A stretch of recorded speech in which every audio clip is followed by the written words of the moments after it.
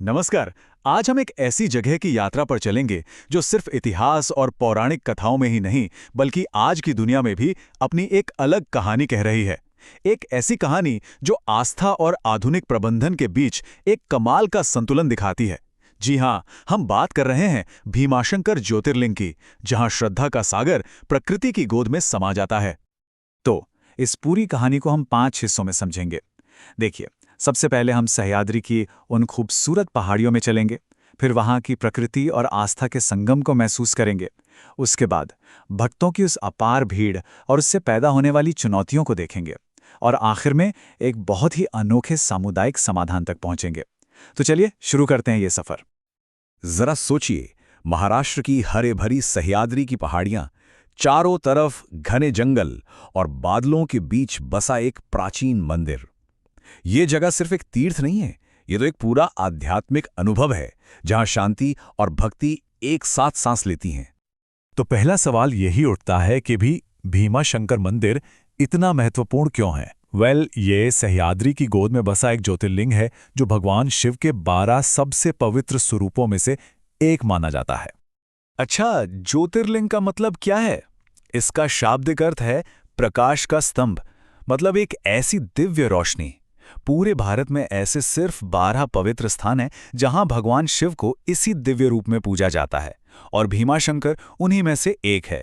और यही बात इसे देश के सबसे प्रतिष्ठित शिव मंदिरों में शामिल करती है। चलिए अब जरा देखते हैं कि ये जगह कैसे आस्था और प्रकृति का इतना अनूठा संगम बन गई है। आप समझिए कि ये मंदिर सिर्फ ईंट पत्थर की एक इमारत नहीं है, बल्कि यहाँ का पूरा वातावरण ही अपने आप में जीवंत है। और ये इस मंदिर की सबसे बड़ी खासियत में से एक है। ये पुणे जिले के भीमाशंकर वाइल्ड लाइफ सैंक्चुरी के ठीक बीच में है। इसका मतलब ये हुआ कि यहाँ आने वाले भक्त न सिर्फ आध्यात्मिक शांति पाते हैं, बल्कि प्रकृति के अद्भुत नज़ारों से भी रूबरू होते हैं। ये अभयारण्य बहुत से वन्य जीवों का घर भी है। यहाँ पर आपको महाराष्ट्र का राज्य पशु यानी भारतीय विशाल गिलहरी, जिसे लोग प्यार से शेकू भी कहते हैं, वो दिख जाएगी।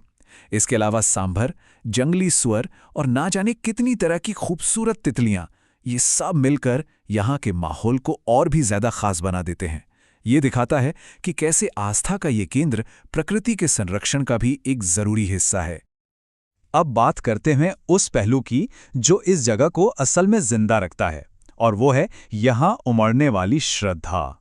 ये वाकई में भक्ति का एक महासागर है। खास करके श्रावण के पवित्र महीने में यहाँ भक्तों का जैसे सैलाब उमड़ पड़ता है। देश भर से लाखों लोग भगवान शिव के दर्शन के लिए यहाँ आते हैं, जिससे मंदिर में एक बहुत ही शक्तिशाली ऊर्जा का माहौल बन जाता है। लेकिन इसी ऊर्जा के साथ एक बहुत बड़ी चुनौती भी आती है, और यहीं से हमारी कहानी एक आधुनिक मोड़ लेती है। सोचिए, जब इतनी बड़ी संख्या में भक्त आते हैं तो भीड़ को संभालना यानी क्राउड मैनेजमेंट एक बहुत गंभीर चुनौती बन जाता है। भीमाशंकर क्षेत्र मंदिर ट्रस्ट के अध्यक्ष एडवोकेट सुरेश कौदारे खुद इस चुनौती को स्वीकार करते हैं। उनका ये कहना समस्या की गंभीरता को दिखाता है कि कैसे सालों से मंदिर का मैनेजमेंट इस भारी भीड़ को संभालने के लिए संघर्ष करता आ रहा है। यहाँ पर चुनौती दोहरी है। एक तरफ तो हर एक भक्त की सुरक्षा को पक्का करना है, और वहीं दूसरी तरफ इस तीर्थ यात्रा के आध्यात्मिक अनुभव और उसकी पवित्रता को भी बनाए रखना है। ये एक बहुत ही नाजुक संतुलन है। तो इस चुनौती से निपटने के लिए एक नया और समुदाय पर आधारित समाधान खोजा गया है। ये दिखाता है कि कैसे हमारी परंपरा और आज की तकनीक मिलकर एक बेहतर भविष्य बना सकती हैं। तो हुआ ये कि एक नई पहल शुरू हुई। इसमें मोहित काम्बोज भारतीय फाउंडेशन और केयर10 ने मंदिर ट्रस्ट के साथ मिलके एक community driven crowd management system शुरू किया है। और इसका मतलब ये है कि इसमें स्थानीय लोगों की भागीदारी ही सबसे अहम है। इस पहल की सबसे खास बात जानते हैं क्या है? इसमें आसपास के गांवों के ही नौजवानों को सशक्त बनाया जा रहा है। उन्हें प्रॉपर ट्रेनिंग दी जा रही है, जैसे कि भीड़ को कैसे मैनेज करना है, फर्स्ट एड कैसे देना है, लोगों से बेहतर तरीके से बात कैसे करनी है, और अगर कोई इमरजेंसी आ जाए तो उससे कैसे निपटना है। इससे न सिर्फ तीर्थयात्रियों को मदद मिल रही है, बल्कि स्थानीय युवाओं को रोजगार और नए स्किल्स भी मिल रहे हैं। मोहित काम्बोज भारती की ये शब्द इस पहल के गहरे मकसद को समझाते हैं।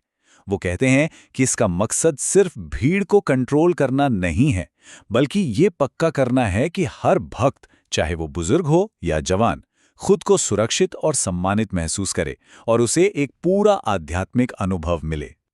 तो कुल मिलाके इस पूरी पहल का आखिरी लक्ष्य यही है कि सदियों पुरानी परंपराओं से कोई समझौता किए बिना हर भक्त के लिए दर्शन के अनुभव को सुरक्षित, आसान और आध्यात्मिक रूप से बेहतर बनाया जाए।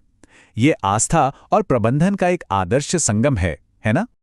और अंत में भीमा शंकर की ये कहानी हम सबके सामने एक बहुत बड़ा सवाल खड़ा करती है।